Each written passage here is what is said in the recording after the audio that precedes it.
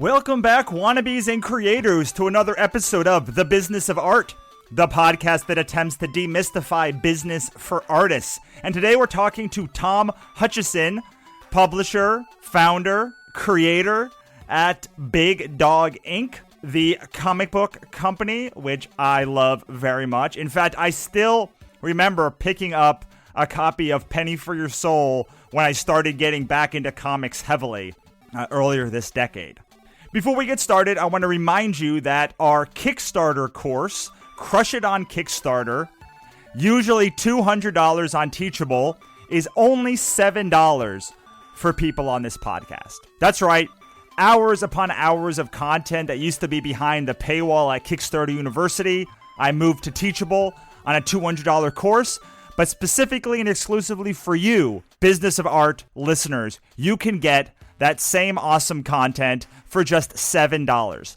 All you have to do is go to thebusinessofart.us/Kickstarter course and pick up your copy today. Tons of content on how to set up, market, and distribute your content. And again, that's thebusinessofart.us/Kickstarter course. And now that that's out of the way, we can get on with our show. Take it away, Tom. Tell us what you're passionate about these days, buddy. Well, to be perfectly honest, most of my passion is put into what I do at this point.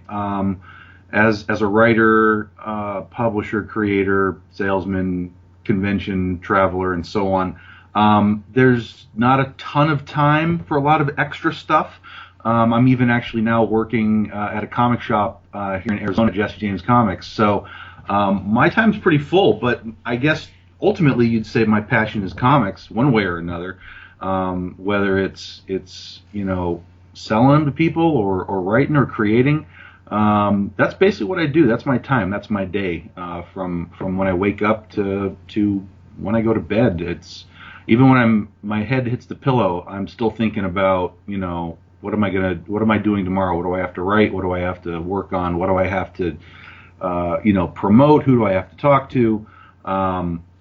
It's pretty all-encompassing sometimes, to be honest, but it's comics, and there's probably no better job in the world, assuming that you love comics, of course. So I can't really have anything to complain about. Yeah, no, I agree with all of those statements, being someone that does all of that stuff too. Did you start out as a writer, or did you start out as a publisher? Can you tell us a little bit about your origin story? Yeah, I had originally just started writing. Well, no, let me go back a little farther. I had started to want to draw comics. I created a character who ended up being one of my first comics published, called Critter. I created her in the back of a business class in like 1992 on a yellow lined pad of paper. Basically, I created her with the idea that, I was just going to draw her over and over again, because in comics, when you're drawing the same character, they got to look the same, obviously. So she was just created for me to just fool around with and draw and learn how to do whatever it is you had to do to draw comics. So, but I got to a point where I thought maybe I was okay. This is all right. I can see some evolution. This is working. But then I started to realize, now I got to draw a tree and a car and a dog and a horse and a cactus. And based on how long it was taking me to draw Critter, or learn to draw, I guess, I just didn't have that kind of lifetime left in me. And so I kind of reverted back. I started to kind of write about her. I would change her costumes as I drew her and things like that. So I didn't just abandon her or the art really, but really my thought process leaned more into, who is she? Why does she wear what she wears? Why is she called Critter? Things like that. And that kind of led me into the real writing side of it. I thought, hey, if I can't draw this, maybe I could write it and, find somebody to draw it for me. And so that led me to a website called Digital Webbing, and which used to be in a really amazing place. I haven't been there in quite a while, but there was a classifieds place. It's not as amazing anymore. I went there because that's how I found my first artist, and it's heartbreaking the how the forums look now. That's a shame. That's a shame because honestly, I owe that place a lot for getting me started because I found a lot of people in there to not just to work with me, but even now, I know a lot of people there that I'm working with. Dirk Manning, Kel Nuttall. There's a bunch of people from years ago that I'm now working with. So that's a bummer. But I did find a bunch of people to work with there, and we just kind of got it all started. But it was going to be a side thing for me. I mean, I had a job. And 9 to 5, and so I was just going to go make some comics and do some shows every now and then and have a good time. But in 2009, I got laid off from what was my 9 to 5 job, and at that point, I had Critter and Penny for Your Soul, pretty well underway. And so I got lucky enough to just have the opportunity to say, hey, let me see what I can do with this before I go running to Walmart or whatever and figuring out my next job.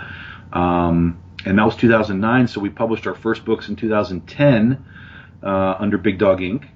So we I was just going to be a writer, but, when you're going to publish your own stuff, you have to create your company and your brand and all that kind of thing. So a partner and I created Big Dog Inc., and, away we went. And now here we are 6 years later, a part of Aspen Comics. That's a fantastic story. I kept having to chuckle every time you mentioned a new area because it felt almost like identical to my story, except about 5 years earlier. Okay. So when you started doing Big Dog Inc., did you launch it with these two books first, or how did the first launch go? How did you go from, okay, I think I have these two stories. We heard about how you got the artists, but how did that first launch go? Can you tell us a little bit about that? Sure. Well, Critter was the first book I started to write. It was the first script I had finished, and it was the first book being produced by an artist. But like I said, I had a job at the time, so we didn't really have deadlines or anything. It was just sort of, hey, do a page when you do a page, whatever. And so it wasn't moving very quickly, which was fine, but I got kind of antsy. And so while I was working on the pages with the artist, I started to develop Penny for Your Soul. And that book ended up being the first book published and printed and put on the market, and Critter followed. And that was just because the artist that we got for Penny for Your Soul dove right in and just basically did the work faster. So the first book we launched was Penny for Your Soul. We decided to make it a bi-monthly book because we didn't know that we could hit a monthly deadline, obviously, because this is our first time doing it. But I think, honestly, it probably helped us a little bit because of the way that the industry works.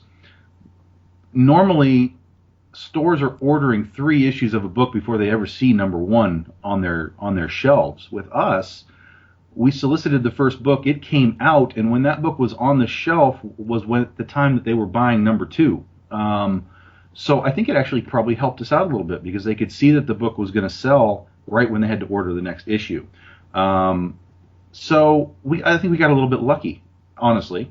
But I'll take whatever you can get in this industry, whether it's generated luck or just pure luck.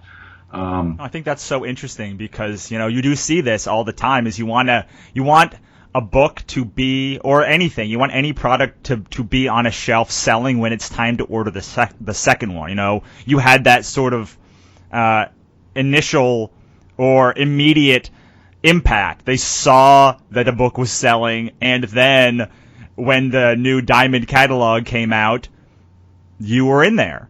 And you're like, oh, of course I'm going to buy this new one because I see literally someone today just came up and bought this book for me. Right, exactly. And that wasn't planned at all. I mean, it didn't even occur to me that was the case, but it's just the way that we did it, and it seemed to do well. I mean, the first issue sold out completely. I mean, we actually went to a second print, which we weren't prepared for either, which is, again, it's great. So we did. We got very lucky. And then also immediately right off the bat, we had J Company Comics, who now runs the Amazing Arizona and Amazing Hawaii shows and so on. He used to do variant covers for companies like Zenoscope and things like that. And he came to us and said, hey, we want to do some variants for you guys. And I was like, heck yeah, let's do it. So the first freaking variants that we ever had was Eric Basildua and Nihai Rufino, doing covers. And I was like, oh my God, I mean, what is happening here? So, we got a really nice start right off the bat with a lot of people that dove in, and saw the value in what we were doing and kind of put their name behind us pretty quickly. And away we went. Yeah. And, some people would say that's lucky, but I don't think that's lucky. I think luck is just being prepared when opportunity presents itself.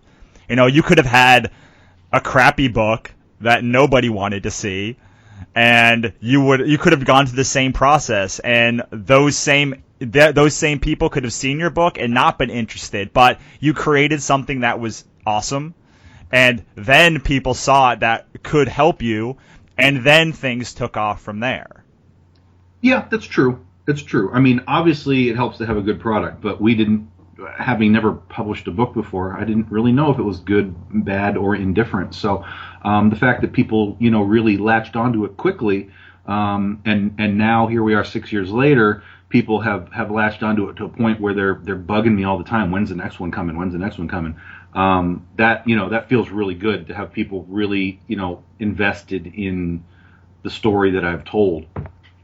How did you go about, did you do anything special when those first solicits came out? Did you call the stores yourself, or did you just cross your fingers and pray?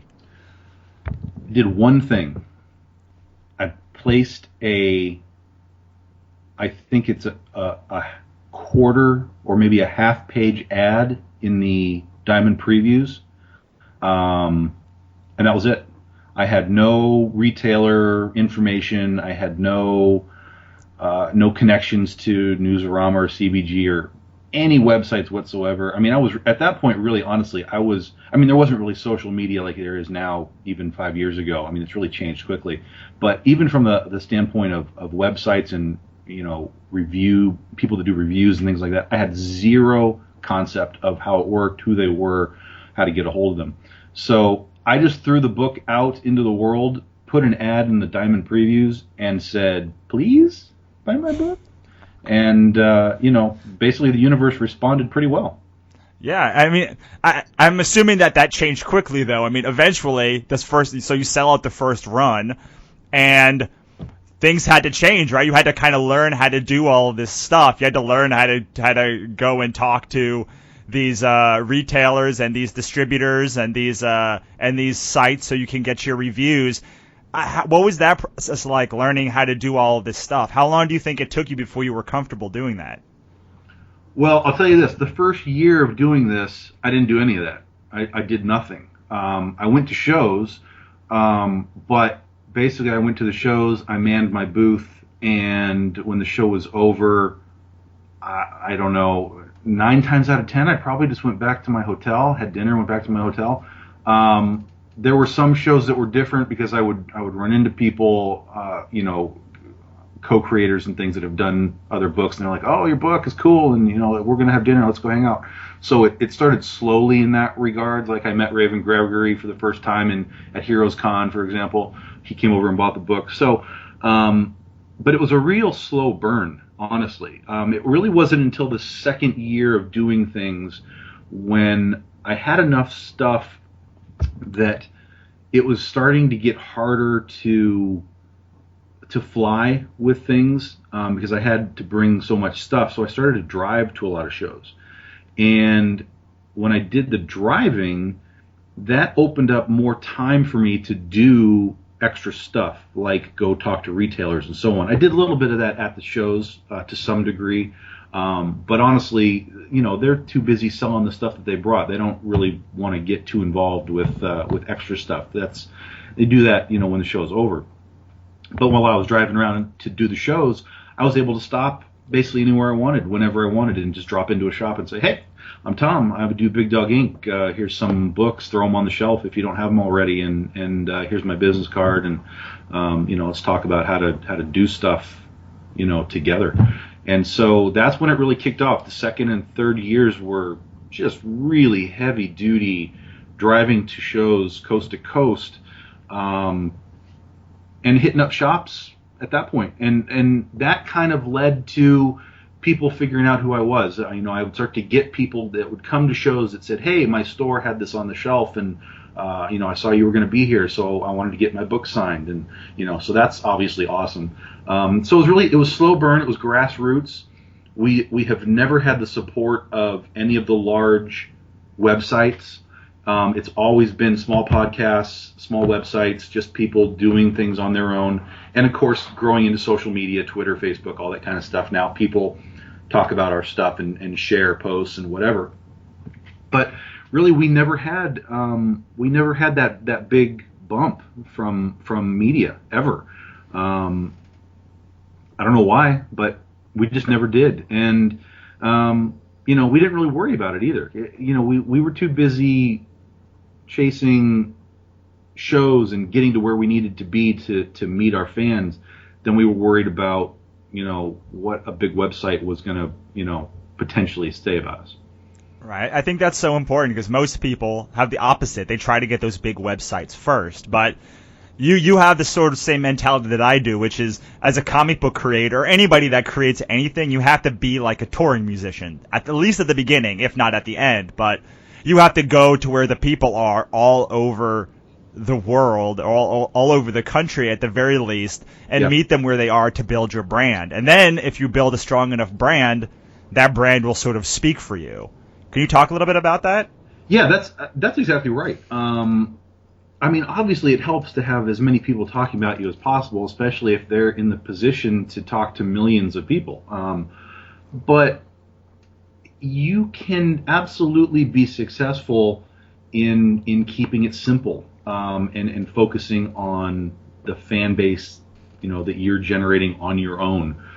Because those guys, once you've got one person who loves your book, they're going to tell their friends about it. And hopefully maybe they'll share a book, especially once you get to a point where you can, get a trade paperback out and people can share their books around. I see that happen all the time. Oh yeah, my friend borrowed this book and now he wants to buy it from me. Well, awesome. Let's hook you up. It can be done. It's not easy. I'm not going to tell you it's easy. It's time consuming, at least in the way that I do it with the driving and so on. But it's like we said, it's comics. And do you want to do comics or do you want to dig a ditch? And if you want to do comics, you got to be willing to go all in and do everything that you can. I'm not going to sit here and tell you, hey, quit your job and just write comics for a living. I mean, that's crazy. That's not realistic. For me, I lost my job and kind of fell into it. But if you're working a 9-to-5 job, come home and write, come home and draw, do whatever you can to just kind of keep pushing yourself forward. And then once you got a product, you got to promote it, and don't be afraid. I see a lot of people just kind of sit in their hometown. If you're from Phoenix, for example, people basically have about a 2-hour radius of doing shows, and that's fine to get started. But you can't be afraid to break out, and now you're going to do a 6-hour radius. Now you're going to do an 8-hour radius for driving. Obviously, if you're going to fly, go wherever you want. But you got to be able to expand. I mean, honestly, when I started, I lived in California, and the first year I had done shows in California, in Phoenix, in Baltimore, in Florida. I don't know if I think the second year we were in Seattle. So we went coast to coast within our first 2 years. And if I hadn't done that, now granted it was expensive, but if I hadn't done that, I don't think I would have been able to have created the expansive fan base that I have. And they are literally everywhere now. Anywhere I go, there are people that know my books. And without having done that travel, that initial, sort of marketing surge, I wouldn't have the people that are following me now. It just wouldn't have happened. Yeah, basically, because we don't get to put ads in Time Magazine or during the Super Bowl. I mean, we don't get to do that. So our marketing is basically go to a show, stand behind your table, and shove your book in someone's face and say, hey, I think you'll like this. Yeah, enough times. But I mean, what you're talking about is something that businesses have done forever, right? I mean, most salespeople were traveling salesmen back in the day before there were phones, and then when they became phones, they used phones to supplement their traveling. But almost all companies have feet on the ground. I used to work at Sprint, and their feet on I was the feet on the ground with business to business people, and I would find businesses and I would go in there. So there's something great to be said about like, if the biggest companies in the world have people boots on the ground trying to get people to be excited about their product, like there's a pretty good shot that you also should have your boots on the ground, like telling people about your product, just like every company has since the dawn of time. Yeah, oh, absolutely. And if you can't afford a marketing guy, then you become the marketing guy. You got to be the one to be the carnival barker and say, I got comics and they're awesome, and this is why you should have them in your store. I love that, carnival barking, because that's how I feel like I am at shows. Oh, Can you talk a little bit about your show experience and how your shows have sort of evolved in the past 6 years? Yeah, I hate being the carnival barker at a show. I hate it. I'm not a salesman at all. I had to learn so many things about how to do this. Because when I started, I just assumed kind of that you show up at a show and you put your stuff down and there's enough people there that are kind of looking for anything that they'll just find you. And that's not the case. Again, this was 6 years ago when I started, so it's a little bit different now, but not much. There's tons of people at shows, but there's so much at the show, and most of those people are coming there because they know Batman and Superman. They're not looking for you. They don't have a reason to look for you. So you really have to be the guy who stands up and says, hey, how's the show going? What are you looking for? What do you like? Have you read any of my stuff? Do you like whatever, based on what your particular book is about? You got to be active all the time. It's rough. I mean, you got to stand up, make sure you got good shoes. You got to be polite to a point. I've had some run-ins with folks, but for the most part, you got to be polite and interesting, I guess, is probably the best way to put it. I mean, especially if your book has nothing that can immediately connect with a person. Like for me, I have a book called The Legend of Oz, The Wicked West. So I have a lot of people that immediately are drawn to my booth because they know what Oz is. They don't know what my Oz is, but they know what Oz is in general. And so that kind of stuff can be an immediate, it's almost as valuable as Batman or Superman because people recognize it. But if you're doing a book where people have no idea who you are, who the artist is, or what the book is, you've got to be able to stand up and tell them why that book is worth going home with them. And you got to be able to do it quickly, concisely, and in a way that sort of entices and entertains them, and makes them want to pick your book from the other hundreds. Because I agree with you, like it's changed in the past 6 years since I started going to shows, but really, like the quality of everything has gotten better. So while there are more people maybe that are looking for indie comics now, the quality has risen of everything. And now I feel like I go to shows, and whereas maybe 20% of stuff was worth buying 6 years ago, now 80% of stuff is worth buying. So it's even harder because previously I feel like if you had good product, it could more speak for itself than it does now. Do you feel that way too? Yeah, to a degree. I think it's always also tricky talking about shows and marketing, how to do things, because we do things a little bit differently. I mean, most people who do this are probably going to go and show up to a show and be in Artist Alley and so on. And the experience in Artist Alley is going to be far different than it is from either the small press portion of a show or the large publisher section of a show. The traffic is always different. The interest is always different. So anybody who's listening, understand that most of what I'm talking about today comes from the publisher side. Probably about 75% of my time at shows has been in the publisher section, next to Valiant and Zenoscope and Marvel and DC and Aspen and all that. I started in Artist Alley, absolutely. but I kind of grew out of that space within the first year or two, moved into small press, and then into the larger publisher areas. So every section of a show is going to give you different results, just because the shows, the way that they're set up, you're going to get different traffic flows. You're going to get different people looking for different things at different times during the show. So we learned over time, actually, kind of, even though we wanted bigger publisher spaces, we learned kind of where we wanted to be in the show. Everybody always wanted to put us up front, and I'm like, nah, I don't want to be up front. I want to be towards the back. I want to be towards your artist alley, all that kind of stuff. So we would always have kind of larger booths, but kind of in strange areas.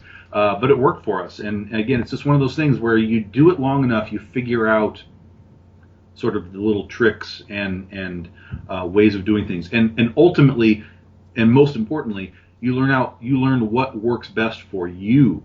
And that's, once you figure that out, that's the little nugget that you have to keep, mining over and over again to polish and become the best that you can be. Absolutely, and you have to do it. I mean, for me, it took almost a year of doing this all the time and going to all sorts of shows before I could know what worked and what didn't. And then once you know what works and what doesn't, you can sort of cut off the things that don't work and scale up the things that do work, right? Oh, absolutely. And every show is going to be different. I mean, what you do at C2E2 is not going to be, necessarily the same that you're going to do at MegaCon or that you're going to do at Phoenix Comic Con. Every show is different. Every show has a different vibe. Every show has a different setup. Every show has a different client base for the most part.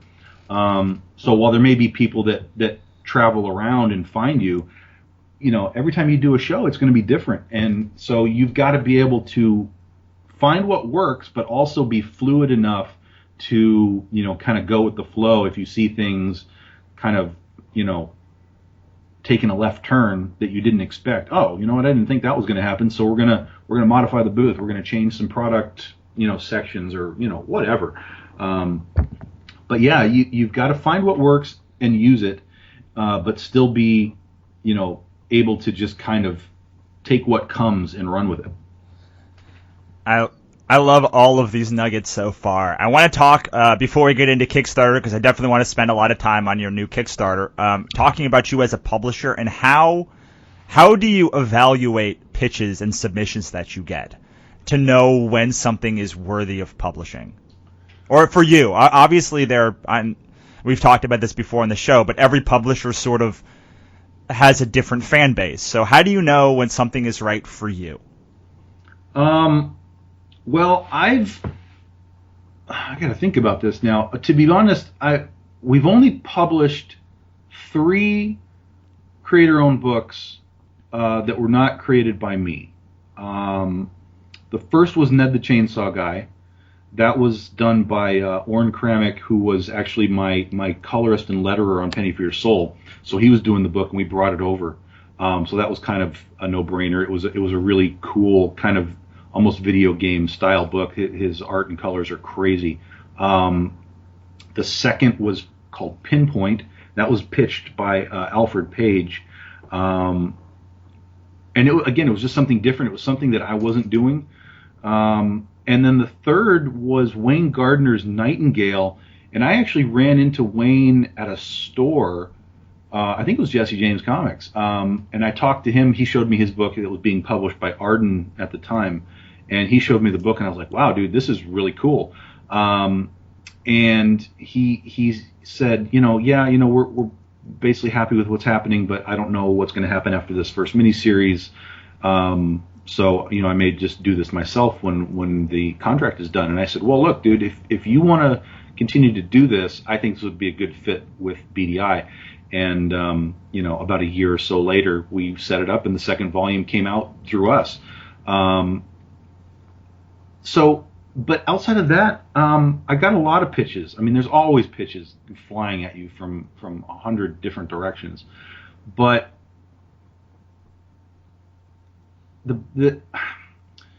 I guess the first thing is that you can't accept a pitch that is going to be too derivative of what you already do. I mean, you want to be able to kind of create a brand, like, so people know, like, you know, whatever it happens to be, whether, hey, we just do all westerns or we do all horror or whatever. With BDI, we had a lot of strong female characters, but they were spread across genres: westerns, science fiction, horror, you know, superheroes, whatever. So we would get a lot of sort of, you know, strong female character type pitches, but honestly, none of them really stood out. There were a couple of people that had some unique sort of concepts, but the story wasn't fleshed out. They just didn't have enough actual story to merit saying, you know, yeah, let's do this. A couple of people got the go ahead to say, hey, yeah, you know, if you want to flesh this out, give me a little bit more. We can talk about it. But honestly, none of them ever really came through, unfortunately. There were a couple that were kind of cool. One in specific kind of lingers in my mind right now. But it just never happened.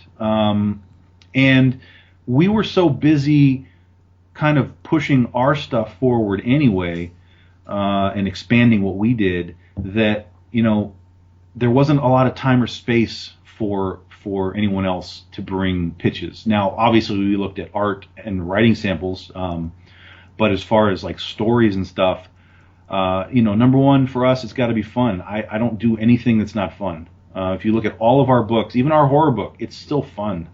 Yeah, sure, there's some blood and claws and fangs and whatever, but the bottom line is it's fun. Too many people in this industry now are worried about making things either too real, or they're worried about, you know, just the dark side of human beings and so on. But to me, there's too much of that already. I've seen that, you know, since the 80s and The Dark Knight came out, all this grim, gritty, dark stuff. And there's a place for it. There's nothing wrong with it, but it's not what I wanted to do. I didn't want to focus on the dark. I wanted to focus more on the lighter side of things. And that doesn't mean we don't tell dark stories. It doesn't mean everything's, you know, for all ages or any of that kind of stuff. I mean, we play around with a lot of really crazy ideas sometimes. But the bottom line is everything's got to be fun, and I wasn't really finding pitches that I thought would be that. Right. I think that, so what I'm sort of hearing from you is this thing that I tell a lot of people, which is the people that you actually published had stuff that they already had done, and they knew you, and you knew you could trust their work. So they had a personal relationship with you, and they already had been doing work, so you could trust the quality of that work and see the style before you published it. Sure, that's absolutely. The industry is full of clicks, and breaking into comics is easy. Just make a comic. Guess what? You broke into comics. But breaking into the clicks, that's the hard part. Whether you're breaking into the Marvel click or the DC click or the BDI click or the Aspen click, that's truly the hard part. We couldn't break into any clicks. I'll be perfectly honest with you. We couldn't do it, and so we just decided to make our own.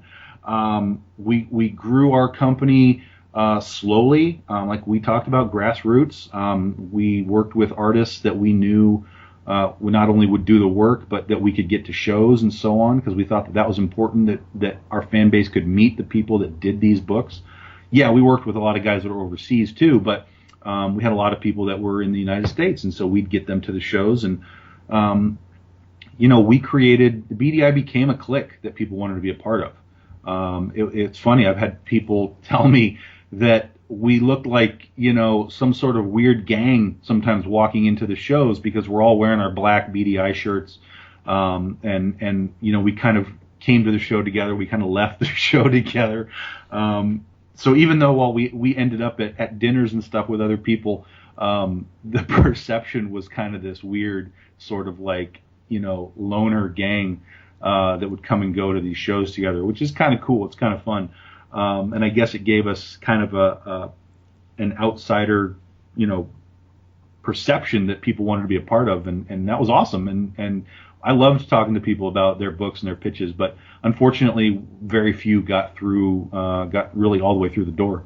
Right. I think that's I think that's awesome, and I also think that you can't help if you continue doing comics or really any publishing or any business but to create your own clique. Like there's a wannabe press clique also that some people can do anything and I will literally publish it sight unseen. And there are other people that, most people, 99.99999% of people will never be in that clique. But I think if you just do the work and you create a company or you just make comics and you don't have a company, you can't help but like sort of forming your own clique too.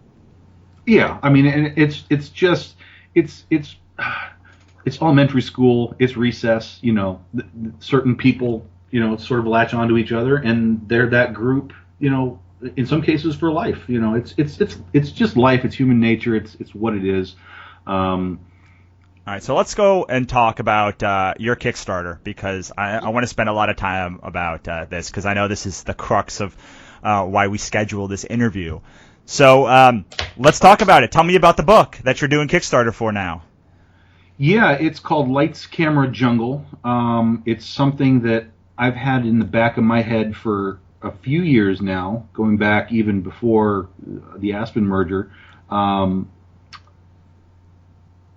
It's gone through a lot of iterations. It started off as one thing, became another thing, and now finally became what it is, which is, in a lot of cases, a lot of the ways that I do stories. I come up with these ideas, but the first idea is rarely the best, and it just evolves into what it evolves into. And as soon as I kind of got this thing locked down, the first person I had in mind to work on it was Jen Broomall, at least from a design sense, because I knew that I had worked with her in the past on designs for basically every one of my books. She's had her hands in, and I was hoping that maybe I'd get lucky enough that she'd be interested to do the entire book as well, which would be her first full interior book. So a couple years later, we finally get back to it, and we work together on the script and the characters and so on. And she decides, I want to draw this thing. So this will be. Actually, this is the first time she and I worked together on a script. Her first interiors were done by Dirk Manning on the Critter Annual. So this is the first time she and I are working together on a script, which is kind of cool. But she also is not just following my direction from the script. She's actually getting to write in the script as well. I sent her the first draft, and she kind of came back in with what I call her diva polish, and threw in some of her little Jen-isms into the story, which I loved. And so it's really been a very, very collaborative effort, more so than really any of the books that I have written. And so this book is basically, it follows, it's the first, what I guess they call slice of life type of book. It's not high concept fantasy superheroes or anything like that. It's a slice of life about a girl who goes in for an audition for a part in a Jungle Girl TV series that is based on a Jungle Girl comic book from the 30s. And it's her experiences in the world of Hollywood. It's the casting couch. It's the competition, for the parts. It's dealing with your cast members. It's dealing with, all of this while still maintaining your normal relationships if you can. So it's very sort of pop culture meta right now, with all these comics being turned into TV shows and movies and so on. So we're going to kind of play around with a lot of the modern pop culture concepts and tropes and do some really fun stuff from a character standpoint. And we're going to wrap all of that up in what I call the warm tortilla of the Jungle Girl genre. So we get to do a lot of sort of back and forths, because we get the Hollywood story, but then we also get the jungle story. Because not only are we doing, sort of the how does she get the job and who is she and who are her co-workers and so on, but we're also doing actual Jungle Girl stories as if they had filmed them. We're doing episodes in the back of the book. So this is actually going to be a huge 48-page book. It's not going to be just a 22-page issue. It's going to be a huge 48-page book that will split between Hollywood and the jungle. That sounds awesome. All right, I'm going to ask you the tough question now. Big Dog, Aspen, why Kickstarter, and why now? Why this book? Why does it need to be on Kickstarter? Well, it kind of goes back to what we talked about before with people's pitches and stuff and wanting to do new books. But there's a number of reasons. The first is basically I have so many ideas and so many thought processes going through my head, stories and so on, that sometimes it's just too hard to do it through one sort of distribution channel. Whether it's Aspen, Diamond, comic book retailers, whatever. That's basically one facet of the industry. Even before Aspen, we had discussed possibly doing some Kickstarters just to help keep going. We were doing what we did, but we had more that we wanted to do. But, sometimes, well, not sometimes, every time, everything's based on funds for a book. So if you have to sort of wait and save for, a rainy day to be able to get another title going, you can do that. And that's what we did with BDI. We moved very slowly and said, hey, now we've got room for another book. We've got room for another book. But with Kickstarter does a lot of things. It's crowdfunding. That's its core. That's what it was built around. So you can raise money to get a book taken care of, done, out, published, produced. But Kickstarter has really become more than just crowdfunding. It is now sort of part of comic book culture. It is a marketing tool, and it is a distribution tool. Because basically, it's almost sort of mini Diamond. Here's a bunch of stuff that you can order now that will be out in a month or two, and that's it. That's really all it comes down to. And it opens up your product or your project to an audience that maybe have never even heard of you. So we started to look at Kickstarter for a lot of reasons. But for Jen and I, we've known each other for a long time. And we wanted to do something kind of that is our own, that is kind of, it is going to be technically a BDI book, but it's sort of a Jen Tom book. And it doesn't really need to be a part of anything else. And for us, we decided to do Kickstarter basically because we wanted to do, well, one reason was because, it's been a while with Aspen because we've been doing reprints through them. It's been a while since we've even produced something new. And so with this, we wanted to do something that, we could kind of make a big splash with, that we could kind of get, as odd as it sounds, to kind of get our name back into the media.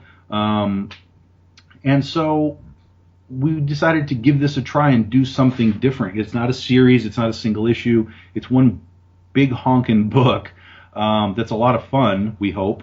We're having fun doing it. And, we need to, as a publisher for myself, as creators for Jen and I, we need to take advantage of all of the potential outlets for creativity that, exist. And Kickstarter, Indiegogo, I guess, is another one. I'm sure there's a few of these things, but Kickstarter really has become, like I said, it's a marketing and distribution channel. And, so many people are using it now. I mean, the music industry uses it. The more that I've researched it, some bigger people in the comic book world are already using it. Top Cow uses it. Rob Liefeld uses it. Avatar uses it really well. It basically keeps things moving and moving at a quicker pace. So it sounds like it's about scaling up your product and trying to do something new that maybe is not necessarily associated with the BDI. Not that it's not going to be a BDI book, but it's sort of not necessarily in the same sort of style that you guys are currently doing things now. Yeah, absolutely. Like I said, this is kind of a slice of life book. It's soap opera stuff. It's combined with what you'll get with the Jungle Girl stories, the action and the adventure and that kind of stuff. But yeah, I mean, everything that we've done has been sort of high concept stuff, superheroes, fantasy, Scheherazade, Oz, all that kind of stuff. So it's a very different style book for us, or for me, I guess I should say.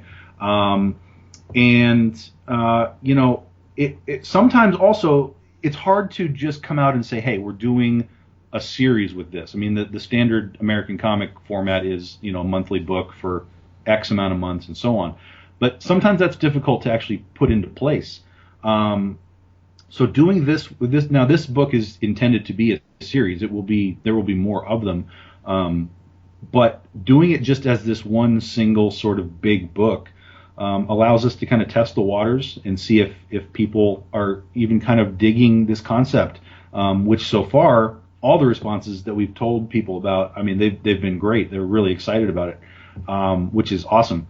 And there's plenty of people that use Kickstarter to kind of do a first issue, and then they say, yeah, you know what, this is working. Let's just go do our series and head off into the sunset. Yeah, it's a validation of concept and a validating principle that they're using Kickstarter for. It is, yeah, absolutely. And I think that with Kickstarter and with our existing fan base, I mean, I think that the people that are going to be interested in coming on board, they get an established writer, they get an established artist, they get something that isn't just pure guesswork on their part.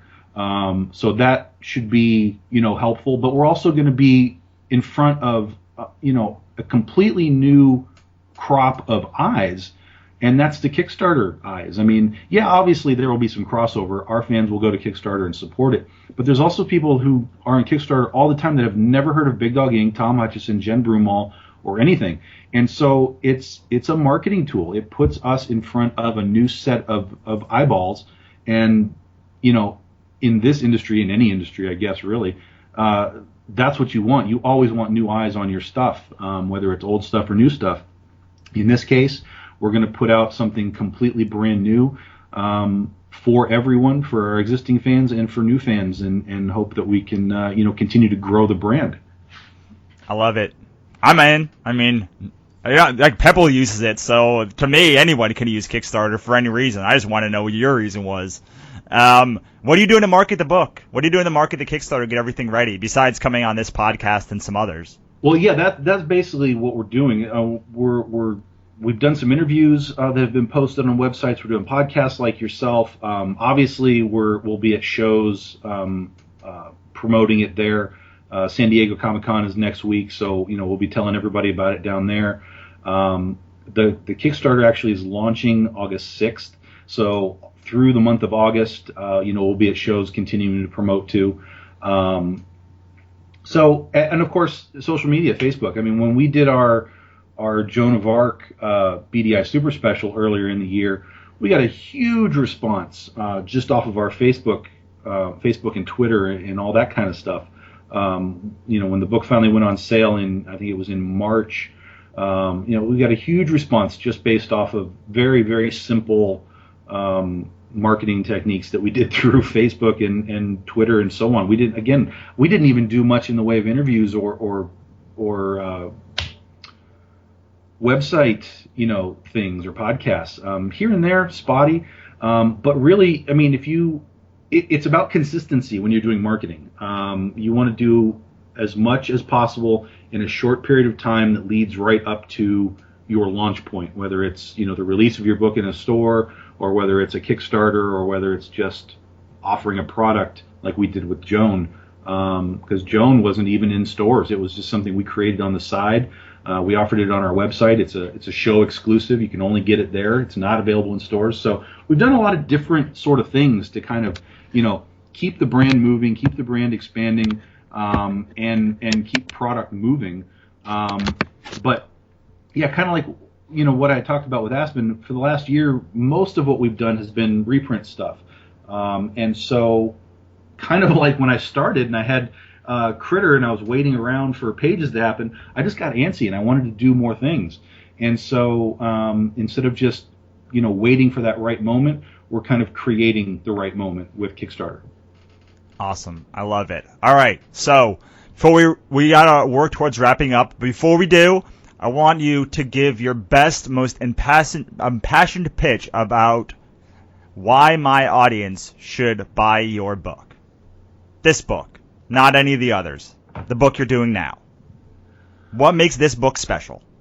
What makes this book special is, it's a number of things. Number one, it is definitely a labor of love. It's something that it didn't just pop into my head yesterday and I made the book. This has been a couple of years in the works. Working with Jen Broomall has brought it to a completely different level than I had even anticipated. This is going to be her first ever full interior work on a comic book, and what she's doing is absolutely incredible. She is meticulous in what she does. She loves the storytelling elements.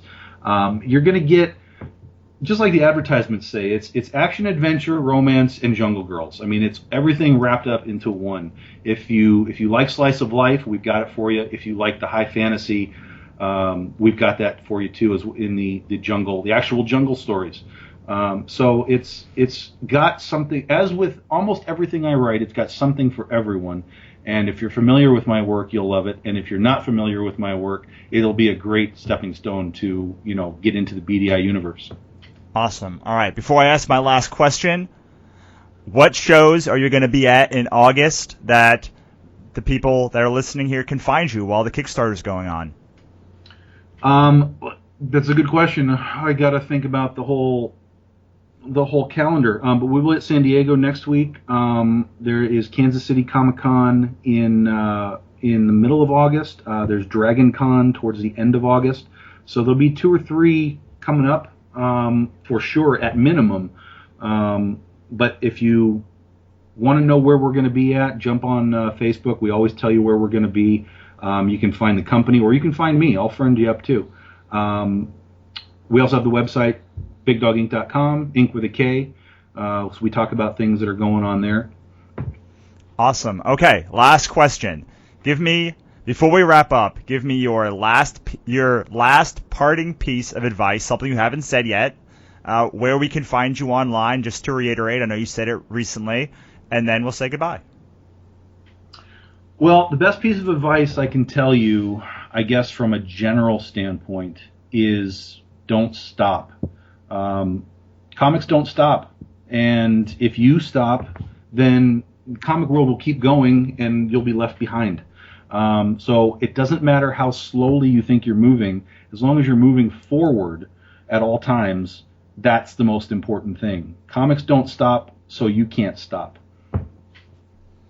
Awesome. And then reiterate where we can find you online. Sure, yeah, Facebook. You guys can Facebook me up personally, or it's Big Dog Inc. For the fan page. Let's see, Critters Daddy on Instagram, TJH Big Dog Inc. on Twitter. Awesome, man. And I think that's it for us. So with that, I say thank you, Tom, for coming on.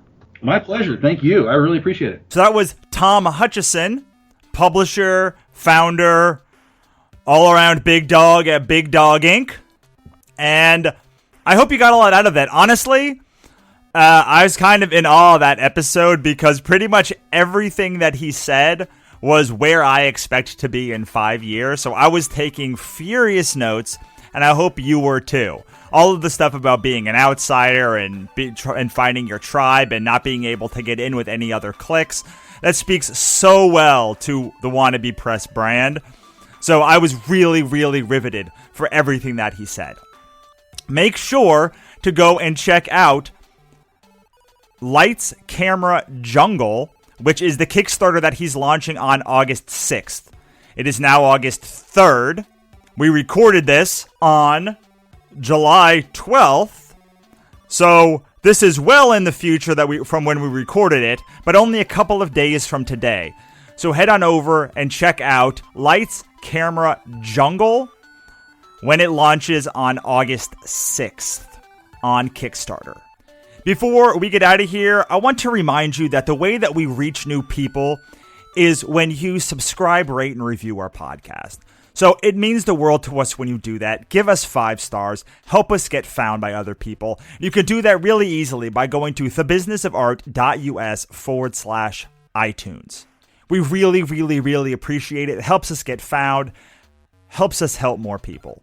Thank you in advance for going to thebusinessofart.us/iTunes and rating, reviewing, and subscribing to our podcast today. And with that, wannabes and creators, I'll see you next time.